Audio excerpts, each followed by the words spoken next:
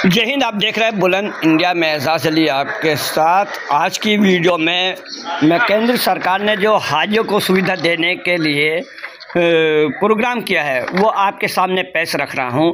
हाजियों को केंद्र सरकार क्या सुविधा देने जा रही है और केंद्र सरकार ने क्या किया है, इस वीडियो में आपको सारी बात सुनने को मिल जाएगी। पूरी वीडियो देखना, वीडियो पूरी नहीं देखेंगे तो बात अधूरी रह जाएगी। आपको मैं बता दूं कि केंद्र सरकार ने हाजियों की समस्याओं को दूर करने के लिए एक ऐप का विमोचन किया है और ऐसा ऐप तैयार किया है जिससे कि उस ऐप के माध्यम से हाजियों पे और हर ट्रेनरों पे और अधिकारियों पे वो ऐप्स के माध्यम से नज़र रखेंगे कि ये क्या कर रहे हैं, क्या नहीं कर रहे हैं, क्या समस्या है, क्या नहीं समस्या है। और 2 दिन का ये प्रोग्राम किया गया है हज ट्रेनरों के लिए, जो कि हाजियों को ट्रेन करते हैं। इन ट्रेनरों को ट्रेनिंग देने का कार्य 2 दिन का प्रोग्राम है। इसमें हिंदुस्तान के विभिन्न क्षेत्र से हज ट्रेनर आए हैं। डिस्ट्रिक्ट बिजनौर से डॉक्टर जमील साहब वहाँ पर पहुँचे हैं और बहुत सारे लोग पहुँचे हैं। मैं नाम गिनवाऊँगा तो बहुत लंबी वीडियो बन जाएगी। खैर, मैं आपको बतला दूं कि हाजियों को बहुत सारे पैसे देने के बावजूद भी उनको सुविधा उपलब्ध नहीं हो पाती। उस सुविधा को दिलाने के लिए केंद्र सरकार ने ये कदम उठाया है ताकि हाजियों को किसी तरह की कोई समस्या पेश ना हो। आइए दिखाते हैं क्या वीडियो में है और क्या उन्होंने कहा है। पूरी वीडियो सुनिए जिससे कि आप लोगों को लाभ पहुंच सके और इस वीडियो को और लोगों तक भी पहुंचाना जिससे कि समस्या उनके सामने ना आए और वो अपनी समस्या को हल कर सके। लिए कुछ दिया जाए तो हर आदमी अपनी सोच के मुआफिक मांगता है।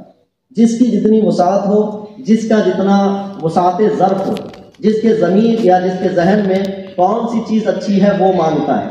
मेरे आका करीम सल्लल्लाहु अलैहि वसल्लम ने हर उम्मती को मांगने का तरीका सिखाया है, इसलिए कि हम में से अक्सर लोग अपना तरीका नहीं जानते। जब हाजी लोग हज के लिए जाते हैं तो कौन सी दुआएं मांगते हैं।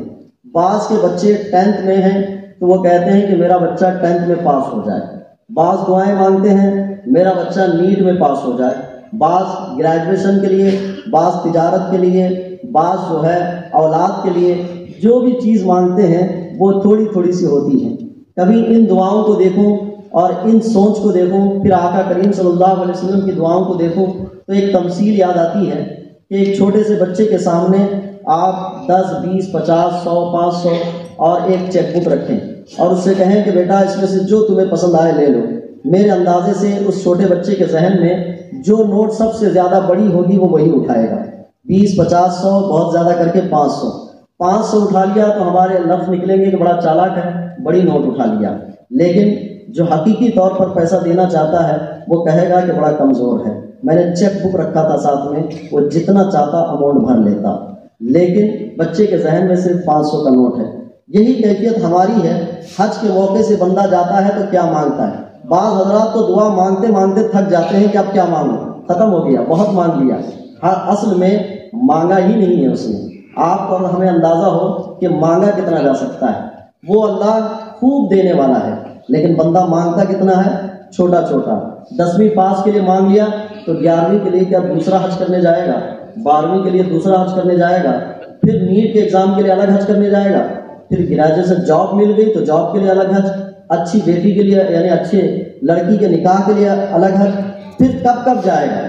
उसको मांगना क्या चाहिए। मेरे और आपके ख्याल में एक ट्रेन में सफ़र करने वाला आदमी जब उसको टिकट नहीं मिलता है तो उसकी पहली नीयत ये होती है कि रिजर्वेशन मिल जाए। तो रिजर्वेशन मिल जाने के बाद वो दूसरा मरहला चाहता है कि सुकून मिले, तीसरा मरहला चाहता है कि ट्रेन वक्त पर मिले, वक्त पर पहुंचे, चौथा मरहला चाहता है कि वो अपनी मंजिल पर पहुंचे। लेकिन ये स्टेप बाय स्टेप दुआएं मांगता है। असल में दुआ मांगनी चाहिए कि अल्लाह सफ़र को आसान कर मंजिल को अपनी मकसूद तक पहुंचा दे। अब वो चाहे आपको किसी भी हैसियत से पहुंचाए। इसी तरह से बंदे को जो मांगना है वो दुनिया व आखिरत की भलाई मांगे, दुनिया व आखिरत। आप उससे एक रिवायत ज़रूर जिक्र करूँगा। आका करीम सल्लल्लाहु अलैहि वसल्लम ने सहाबा के मजमे में इरशाद फरमाया कि तुम्हें हज़रत मूसा अलैहिस्सलाम की औरत की तरह मांगना भी नहीं आता। सहाबा ने अर्ज़ की कि या रसूलल्लाह वो क्या मांगना था। तो हज़रत मूसा अलैहिस्सलाम अपनी कौम को लेकर बैतुल कुद्स की तरफ जाने के लिए तैयार थे। रास्ता बीच में गुम हो गया, मिल नहीं रहा था। हज़रत मूसा अलैहिस्सलाम ने लोगों से पूछा कि रास्ता नहीं मिलता है, क्या करें। बहुत सारे लोगों को पूछा गया कि रास्ता नहीं मालूम। एक शख्स ने कहा कि मैं जानता हूँ कि रास्ता तो नहीं जानता, लेकिन ऐसे को जानता हूँ जो रास्ता बता दे। हज़रत मूसा अलैहिस्सलाम ने जब कहा तो उस शख्स से मिलने के लिए गए। वो एक खातून थी। वो खातून बैतुल कुद्स का रास्ता जानती थी। हज़रत मूसा अलैहिस्सलाम ने कहा कि तुम बैतुल कुद्स का मुझे रास्ता बता दो। तो बैतुल कुद्स का रास्ता बताने के लिए कहा तो उस खातून ने कहा रास्ता तो बता दूंगी, लेकिन इसकी उजरत लूंगी, कुछ पैसा नहीं, यानी कुछ लूंगी। हज़रत मूसा अलैहिस्सलाम ने कहा जो तुम्हारा हक बनता है वो ले लो। तो उस खातून ने कहा कि मुझे रास्ता बताने के बदले में जन्नत में आपके बाजू महल चाहिए। आप और हम अंदाजा करें, मैं यहाँ पर लाल किले का रास्ता पूछूं और उसके बदले में 1 करोड़ रुपए मांगूं तो सब हंसेंगे। और जन्नत में हज़रत मूसा अलैहिस्सलाम के महल के बाजू, महल का मतलब ये हुआ कि जन्नत के 100 दर्जे हैं, 100 दर्जों में से आखिरी पहला दर्जा अंबिया इकराम का है, जिसको जन्नतुल फिरदौस कहा जाता है। एक मुसलमान जो बहुत कमजोर होगा वो जन्नत के आखिरी दर्जे में होगा और आला दर्जे में अंबिया इकराम होंगे। उस खातून ने मांगा तो कहा कि जन्नत में आपके महल के बाजू मेरा महल हो। हज़रत मूसा अलैहिस्सलाम ने कहा इतनी छोटी बात के लिए इतना तो नहीं मिलेगा। तो कहा आप वापस पलटे, अल्लाह की तरफ से इरशाद हुआ मूसा दे दो। जब हज़रत मूसा अलैहिस्सलाम को इरशाद हुआ कि दे दो, वो खातून दी। मेरे हुजूर ने ये वाक़या बयान करके इरशाद फरमाया कि तुम्हें हज़रत मूसा अलैहिस्सलाम के दौर की खातून की तरह मांगना भी नहीं आता है। दुआएं जो मांगनी चाहिए वो क्या मांगे। हज़रत आयशा सिद्दीक़ा रज़ियल्लाहु तआला अन्हा से रिवायत है, शब कद्र का वो लम्हा अगर मैं पाऊँ तो या रसूलल्लाह क्या तलब करूँ रब से। मेरे हुजूर ने इरशाद फरमाया ये दुआ करो, अल्लाहुम्मा इन्नका अफ़ुव्वुन तुहिब्बुल अफ़्व फ़अफ़ु अन्नी। माफ़ी, अफ़्व और आफ़ियत मांगा करें। ये हम और आप तरबियत करें कि ये दुनिया की जितनी चीज़ें हैं आप मांगो, ये जुज़वी चीज़ हैं, लेकिन जहन के टॉप लेवल पे जो सबसे पहली चीज़ होनी चाहिए, एक ए अल्लाह मेरी बख्शिश फरमा, दूसरा मुझे आफ़ियत अता फरमा, दुनिया को आखिरत। अगर हमने ये हाजियों के जहन में ये बात नहीं डाली तो हमने हाजियों की तरबियत ढंग से नहीं की। इसलिए कि हज का ये मकसद ज़रूर है कि उनके अंदर ये एहसास हो कि हमें मांगना भी क्या है। ये जब सारी चीज़ें तय हो जाएं तो फिर उसके बाद हज के अरकान की शुरुआत करवा दें कि हज आपको कैसे करनी है। आमतौर पर हज के लिए 3 किस्में बयान की जाती हैं, हज क़िरान, हज तमत्तु, हज इफ़राद। हज इफ़राद वो एहराम बांधा जाता है कि जिसमें सिर्फ हज किया जाता है। हज क़िरान वो एक एहराम बांधा जाता है जिसमें पहले उम्रा किया जाता है फिर हज किया जाता है उसी एहराम के साथ। हज तमत्तु जिसमें उम्रे के लिए अलग एहराम बांधा जाता है और हज के लिए अलग एहराम बांधा जाता है, यानी वक्फा देकर एहराम बांधा जाता है। तो ये 3 तरह के हज हैं। आमतौर पर जिनकी हमें तरबियत करनी है वो ज़्यादातर लोग हज तमत्तु करते हैं। हज क़िरान ये ज़्यादा अफजल है कि आका करीम सल्लल्लाहु अलैहि वसल्लम ने हज क़िरान फरमाया कि आपने एक ही एहराम के ज़रिए से उम्रा भी फरमाया और हज भी फरमाया। अगर किसी बंदे मोमिन को तरगीब दे सकते हैं कि हज क़िरान करो और उसके मसाइल और उसके असबाब वसाइल भी बयान कर दिया जाए तो बहुत अच्छा होगा। आखिर दिनों में जो लोग हज के लिए जाते हैं उनके लिए हज क़िरान की सहूलत हो सकती है। ज़्यादातर हज तमत्तु करते हैं। हज तमत्तु में उम्रा कराया जाता है।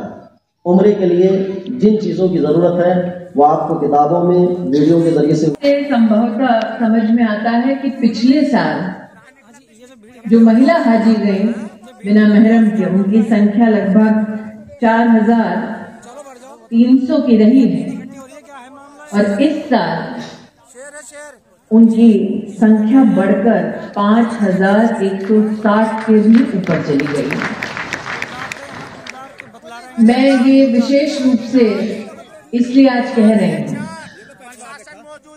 कि आपके पास जिम्मा चाहे कोई भी क्यों ना रहे, लेकिन अगर आप हज करती हुई किसी महिला को किसी चुनौती के क्षण में पाएं तो निश्चित रूप से आप उनका सहयोग करेंगे, उन्हें सही राह दिखाएंगे। इस अपेक्षा के साथ आज हम यहाँ पर मिल रहे हैं। ये लियाकत साहब अपने उद्बोधन में कह चुके हैं कि किस प्रकार से डेपुटेशनिस्ट की संख्या में वृद्धि की गई है, लेकिन ये भी सत्य है कि ये जो नंबर्स बढ़े हैं उसके पीछे कारण ये है कि पिछले साल हज यात्रा जब समाप्त हुई उसके बाद हेल्थ में या फिर एडमिनिस्ट्रेशन में जितने भी अफसरान वहां पर तैनात किए गए थे, सबको भारत सरकार ने पुनः बुलाया और उनके अनुभवों के बारे में उनसे पूछा कि ऐसी क्या चीज है जिसे अगर हम बेहतर करें तो हाजियों की सुविधा में बेहतरी होगी। और साथ ही लगभग 25,000 हाजियों से उनके अनुभव को हमने जाना, ताकि अफसरान तो बोले ही, लेकिन साथ ही जो साधारण परिवार का, गरीब परिवार का व्यक्ति है वो भी अपने अनुभव को साझा करे और हम अपने कार्य में और भी कुशलता लेके आ सकें। और इसीलिए आज जब हम इस कार्यक्रम में सब उपस्थित हुए हैं, यह हज सुविधा मोबाइल ऐप, इसको इतनी तवज्जो क्यों मिल रही है आज बतलाना चाहती हूँ। शायद ही आज कोई यहाँ पर है जिसकी जेब में मोबाइल फोन ना हो। कुछ तो ऐसे हैं जिन्होंने जेब से निकालकर वर्तमान में रिकॉर्डिंग शुरू कर दी है भाषण की। लेकिन जो हज कर चुके हैं वो जानते हैं कि सबसे बड़ी चुनौती होती है कि व्यक्ति पहली बार किसी और देश में जाता है और अगर वो व्यक्ति वरिष्ठ नागरिक हो, महिला हो, दिव्यांग हो अथवा उनका कभी भी अंतर्राष्ट्रीय ट्रैवल का अनुभव ना रहा हो, तो उनकी सबसे पहली और बड़ी चुनौती होती है कि उनका लोकेशन क्या है वो समझना। हज सुविधा मोबाइल ऐप के अंतर्गत भारत सरकार, हज कमेटी ऑफ इंडिया और सरकारी तंत्र में, महकमे में जितने भी ऑफिसर्स तैनात होंगे वो आपकी लोकेशन भी बता पाएंगे। और एप्लीकेशन में एक ऐसा, सीपी साहब बताएंगे पूर्णतः, एक ऐसा आपको ऑप्शन भी मिलेगा कि अगर आप भगवान ना करे किसी मुसीबत में है तो उस एक बटन को दबाने के बाद अफसरानों को पता चल जाएगा कि आपकी एग्जैक्ट लोकेशन क्या है, भले ही वो हाजी उस लोकेशन को डिस्क्राइब ना कर सके। दूसरा, हमने जितने लोगों से चर्चा की उसमें पाया कि सबसे बड़ी चुनौती ये भी होती है कि इंसान भी गुम जाता है और लगेज भी। तो हज सुविधा ऐप के अंतर्गत लोकेशन में हाजी का लगेज कौन सा है उसको भी आइडेंटिफाई करने की सुविधा डिजिटली इसमें प्रोवाइड की गई है। स्वास्थ्य मंत्रालय की अनुपस्थिति में ही सही, लेकिन आज उनको विशेष आभार व्यक्त करती हूं कि उन्होंने हाजियों की सुविधा को बढ़ाने के लिए विशेष स्वास्थ्य मंत्रालय से, जन औषधि केंद्र से क्या दवाइयां चाहिए, डॉक्टर्स कितने चाहिए, नर्सेज या नर्सिंग स्टाफ कितना चाहिए, फार्मेसीज, हॉस्पिटल की क्या व्यवस्था करनी, इन सब पे अपना योगदान दिया। लेकिन साथ ही आप इस ऐप के माध्यम से ये जान पाएंगे कि हज के वक्त भारत सरकार द्वारा सुनिश्चित की गई हेल्थ की, स्वास्थ्य की सुविधा कहां कहां है। वरना अक्सर इंसान मुसीबत में होता है तो एक दूसरे से पूछते पूछते ही बहुत ही देर हो जाती है और इंसान को त्वरित रूप से स्वास्थ्य की सुविधा नहीं मिल पाती है। तो इसीलिए इस ऐप में हेल्थ की सुविधा कहाँ है वो तुरंत चिन्हित करने में मदद होगी। कई लोग इस कश्मकश में भी रहते हैं कि हिंदुस्तान का आईन तो पता है लेकिन सऊदी अरब में क्या रूल है ये नहीं पता। तो वहां पर हाजी को वहां की सरकार के, वहां के देश के क्या क्या कानून है, क्या नियम है, इसकी जानकारी भी सिर्फ अंग्रेजी और हिंदी में नहीं, मैंने टीपी साहब से कहा था कि प्रादेशिक भाषाओं में भी इसको आप करके दें, ताकि जो साधारणतः हाजी अंग्रेजी नहीं जानता कम से कम उसको मुसीबत ना झेलनी पड़े। अब ऐसा नहीं है कि कंट्रोल रूम में सिर्फ जो हज करने जा रहे हैं वही फोन कर सकें। विशेष हाजियों के लिए एक कंट्रोल रूम की व्यवस्था, कॉल सेंटर की व्यवस्था और ऐप के माध्यम से कॉल सेंटर और कंट्रोल रूम दोनों जुड़ा रहेगा। लेकिन मैं भले ही ना जा पाऊं, अफसरान ना जा पाए हिंदुस्तान से, लेकिन हम यहाँ दिल्ली में बैठ के डैशबोर्ड में देख पाएंगे कि ऑफिसर्स जिनको भेजा गया है क्या वो अपनी जिम्मेदारी का निर्वाह कर रहे हैं कि नहीं। वरना कई बार आपका भी ये फीडबैक है कि हम तो घूम रहे हैं मोहतरमा, लेकिन आपको ऑफिसर नहीं मिलता। तो ऑफिसर भारत सरकार के चाहे किसी भी मंत्रालय का कोई भी क्यों ना हो, हम जान पाएंगे वो ऑफिसर वाकई में आपका फोन उठा रहा है कि नहीं, उसने आपको जवाब दिया कि नहीं, किस इलाके से सबसे ज्यादा मुश्किलें आ रही हैं, कंप्लेंट्स आ रही हैं, ये भी डैशबोर्ड से हम खुद देख पाएंगे। मैं विस्तार से टीपी साहब इस पर जब आप चर्चा करेंगे तो उस सारी एप्लीकेशंस के लिए न सिर्फ आपको बताया जाएगा बल्कि साथ ही ऐप के इस्तेमाल की एक अलग से वीडियो भी हम जारी करेंगे, ताकि आप और आपके माध्यम से भी जितने लोग हज पर जा रहे हैं उन सब